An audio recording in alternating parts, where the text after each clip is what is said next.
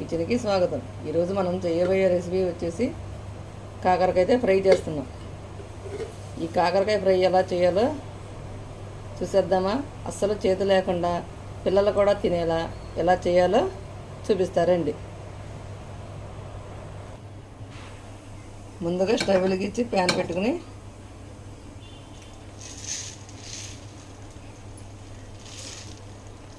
ఒక స్పూను ధనియాలు వేసుకోవాలి.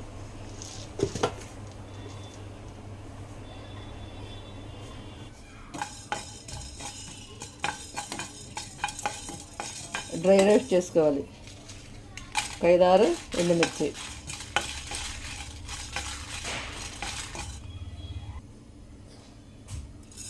జీలకర్ర 1 స్పూను, ఎన్ని దోరగా వేయించుకోవాలి. కొద్దిగా చింతపండు ఈ మాత్రం వేసుకుంటే సరిపోతుంది, మనకు చేదు లేకుండా ఉంటుంది. వెల్లుల్లి రబ్బలు ఒక 3-4. ఇవన్నీ మనం మిక్సీ జార్లో వేసి పౌడర్ చేసుకుందాం. ప్యాన్ పెట్టి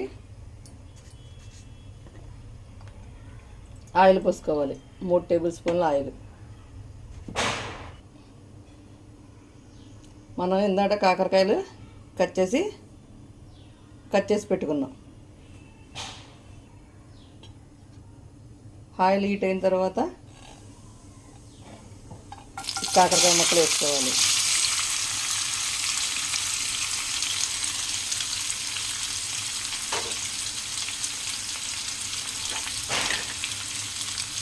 ఉప్పు తగినంత, పసుపు చిటికెడు,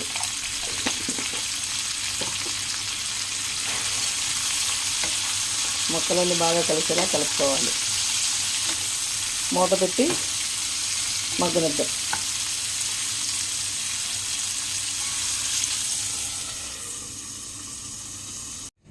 ఇందాక ఫ్రై చేసి పక్కన పెట్టుకున్నాం కదా, ఇప్పుడు మిక్సీ వేసేసుకుందాం.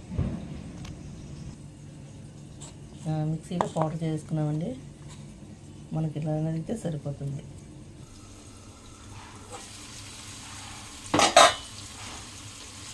మూత తీసి ఇలా మధ్య మధ్యలో కలుపుతూ ఉండాలి.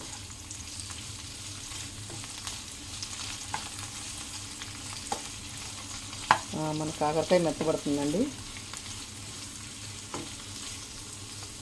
ఇంకా కొంచెంసేపు మగ్గనిద్దాం.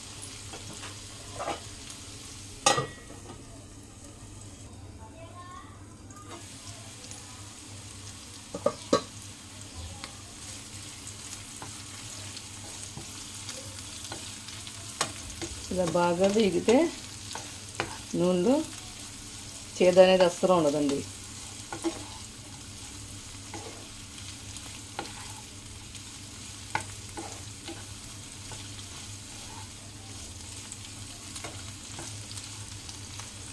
కొంచెం వేగనిద్దాం.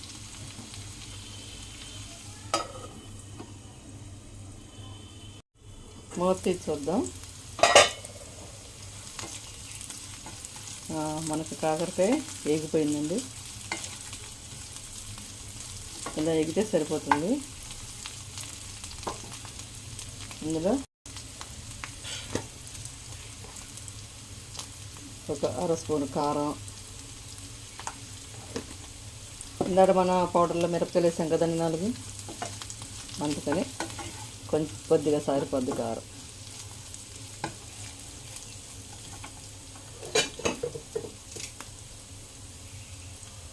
కరివేపాకు 1 రెమ్మ,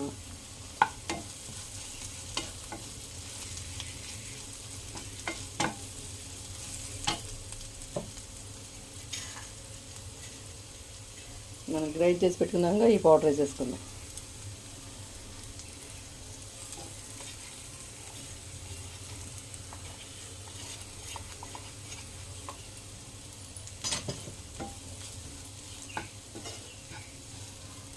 అస్సలు చేదు లేకుండా ఈ పౌడర్ వల్ల చిన్నపిల్లలు కూడా తినేలా చాలా బాగుంటుంది.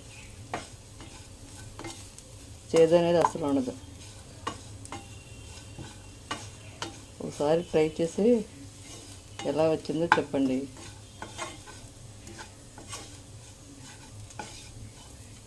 ఇంకో 6 నిమిషం మూత పెడదాం. మూత పెట్టి మగ్గనిద్దాం. ఒకసారి మూత తీద్దాం.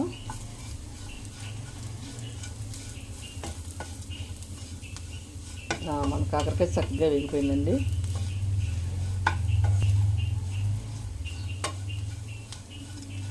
ఇంకా స్టవ్ ఆఫ్ చేసి సర్వ్ చేసుకోవటం.